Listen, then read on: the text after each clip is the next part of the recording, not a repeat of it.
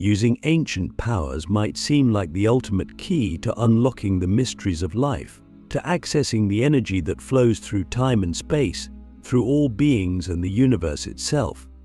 But what we don't often consider is that these powers are like a double-edged sword.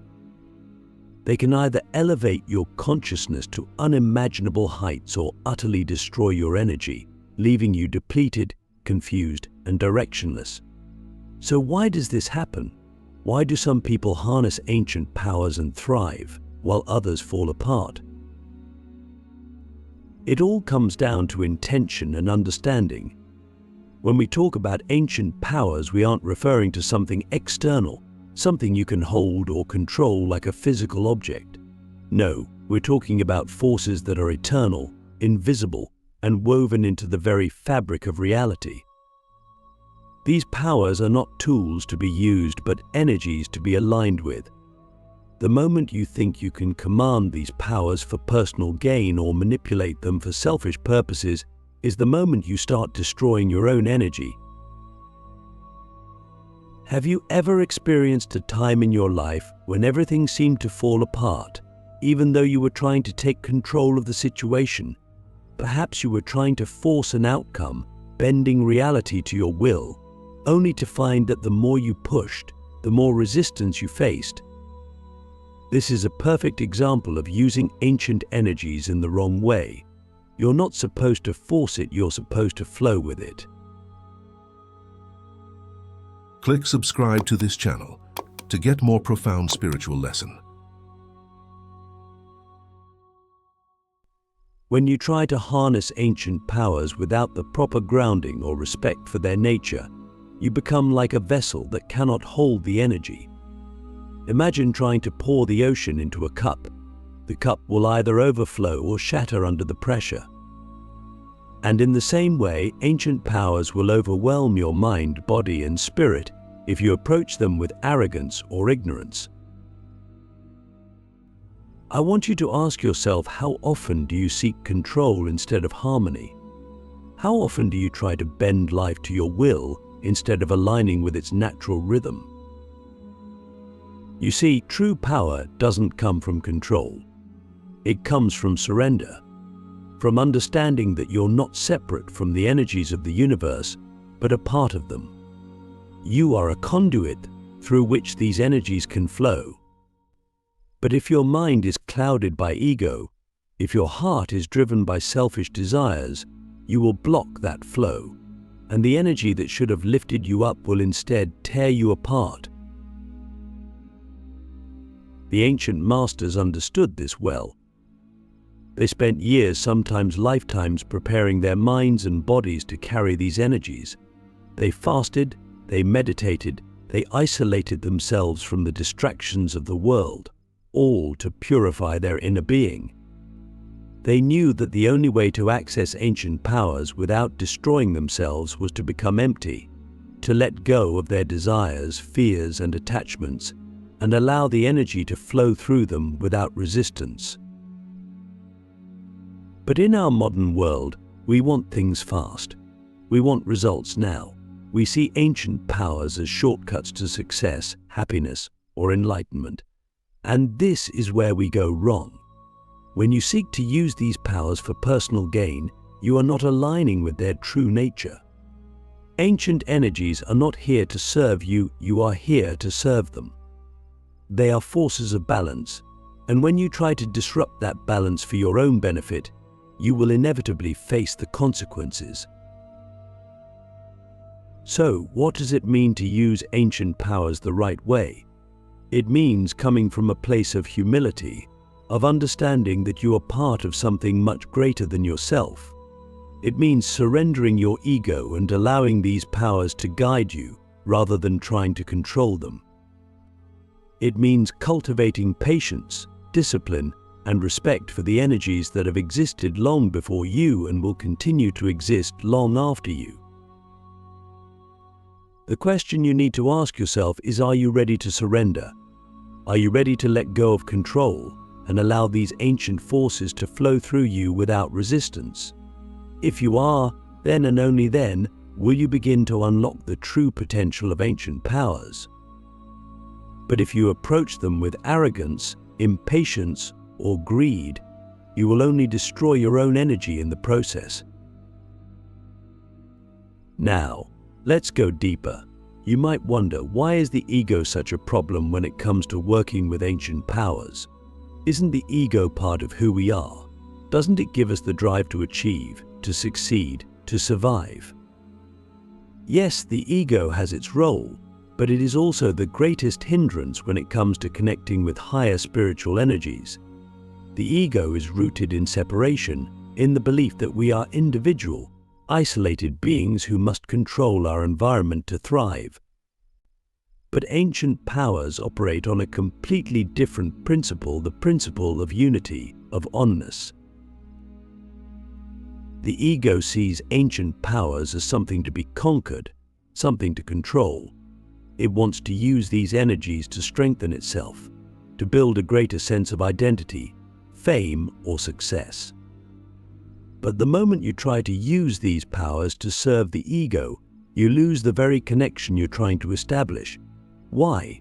Because ancient powers are not about the individual, they are about the collective, the whole.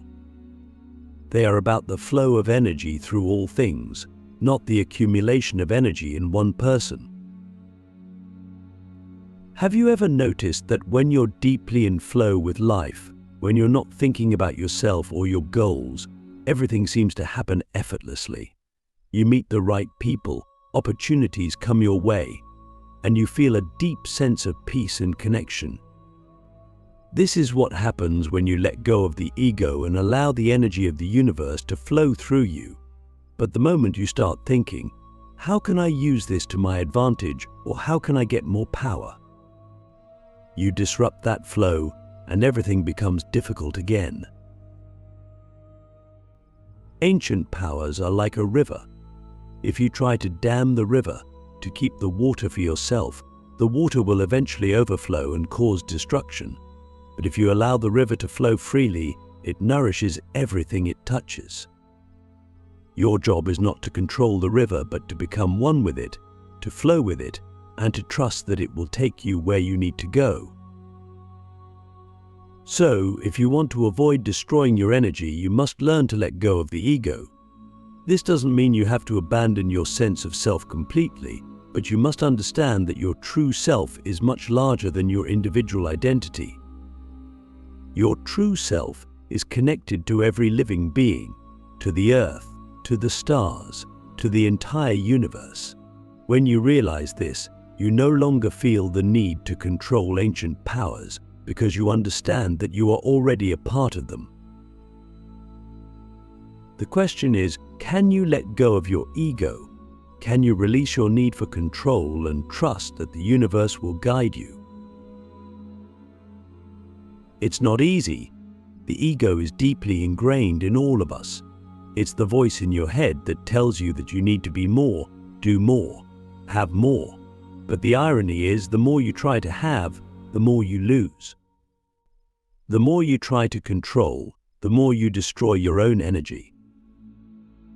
True power comes from letting go, from allowing yourself to become an empty vessel through which the universe can flow.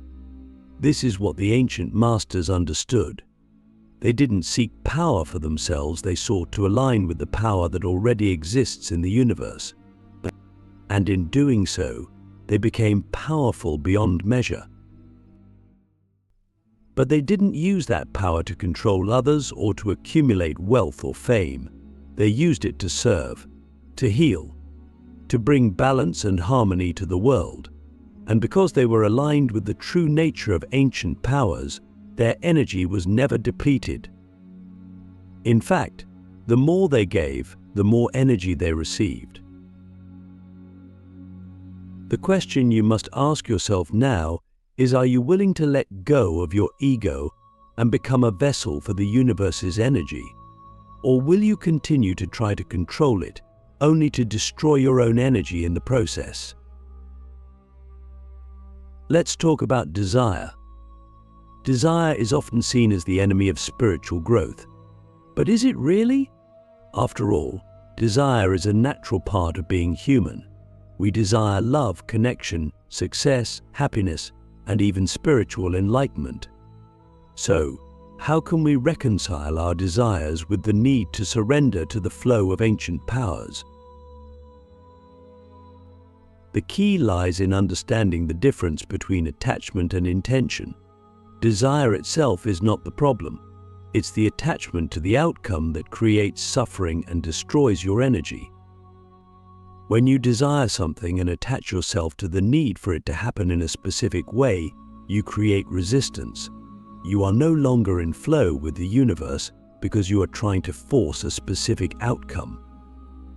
And as we've already discussed, forcing anything when it comes to ancient powers is a recipe for disaster. But what if you could desire something without being attached to the outcome? What if you could set an intention, take action, and then surrender the results to the universe? This is the balance that we must strike if we want to use ancient powers without destroying our energy. Imagine planting a seed. You plant it in the soil, water it, and give it sunlight. But you don't stand over the seed demanding that it grow. You don't try to pull it out of the ground before it's ready. You trust that, in time, the seed will grow into a plant. This is how you must approach your desires. Set your intention, take inspired action, and then let go. Trust that the universe will bring you what you need, even if it's not exactly what you wanted. The question is, can you desire something deeply while still being willing to let it go? This is the paradox of spiritual growth. You must have a burning desire for transformation, for connection with ancient powers, but at the same time, you must be willing to surrender everything. You must be willing to let go of your expectations, your attachments, your need for control. The more you can do this, the more you will find that your energy is not depleted but replenished. When you are in alignment with the flow of the universe, you receive energy from the same source that powers the stars, the planets, and all living beings. You become like a tree with deep roots, drawing nourishment from the earth and the sky. But when you are attached to your desires, when you try to control the outcome, you cut yourself off from that source and begin to wither. So, how do we cultivate this balance between desire and surrender? It starts with mindfulness. Pay attention to when you are becoming attached to a specific outcome. Notice when your desire turns into obsession, when your intention becomes a demand. And when you notice this happening, take a step back. Breathe. Remind yourself that you are not in control of the universe, and that's okay. You don't need to be in control. You just need to be in alignment. And remember, the universe often has plans for us that are far greater than anything we could imagine. When you let go of your attachment to a specific outcome, you open yourself up to receiving something even better. But you must be willing to trust. You must be willing to let go. Ask yourself, are you willing to trust the universe? Are you willing to let go of your attachment to your desires and allow something greater to unfold? Now that we've explored the dangers of using ancient powers the wrong way, the destruction of the ego, and the balance between desire and surrender, it's time to talk about the path to true power. What does it mean to truly harness ancient energies in a way that elevates your consciousness and enhances your life? First, understand that true power is not about controlling others or manipulating outcomes. True power is about mastery over yourself. It's about aligning your mind, body, and spirit with the flow of the universe so that you become a channel for its energy. When you reach this level of mastery, you don't need to force anything. You don't need to control the outcome. You simply trust that everything is happening exactly as it should. But how do you reach this level of mastery? It starts with self-awareness. You must become deeply aware of your thoughts, emotions, and actions. You must notice when you are acting from a place of ego, when you are trying to force an outcome, or when you are attached to a specific desire. And when you notice these things, you must be willing to let them go. This is not easy. It requires a lifetime of practice. But the more you practice, the more you will find that your energy is not depleted but renewed. The more you align with the flow of the universe, the more energy you will have. And this energy will not just be physical energy, but spiritual energy, the energy of life itself. True power is not about doing more, it's about being more. It's about becoming the kind of person who can hold ancient energies without being destroyed by them. It's about becoming a vessel for the universe's energy, allowing it to flow through you without resistance. The question you must ask yourself now is, are you ready to walk this path? Are you willing to let go of control, to surrender your ego, and to trust in the flow of the universe? This is the path to true power. It's not easy, but it's worth it. Because when you align with the ancient energies of the universe, you become more than just an individual. You become a part of something much greater. You become a channel for the energy that flows through all things, and in doing so, you unlock the true potential of ancient powers. Are you ready to take that step?